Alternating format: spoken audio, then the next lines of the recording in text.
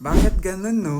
Pagluho, sapatos, bag, gadget, bili agad, o pag-usapang kitaan o negosyo, pas ako dyan.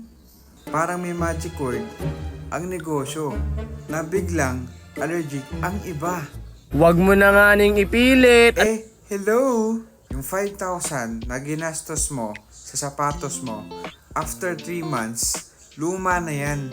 Pero kung i-invest mo sa side hustle, baka kumita ka na every month. Gets mo? Hindi masama ang luho. Reward mo yan sa sarili mo. Pero, mas masarap bumili ng luho kapag may extra income. Hindi sa ubos sahod. Kasi pag may kitaan ka, may luho ka pa rin, pero may ipon ka pa. Real talk. Huwag puro add to cart. Add ka rin ng extra income. Next time, pag may nag-alok sa'yo na oportunidad, huwag puro pass ako dyan. Baka yun pala ang level up mo.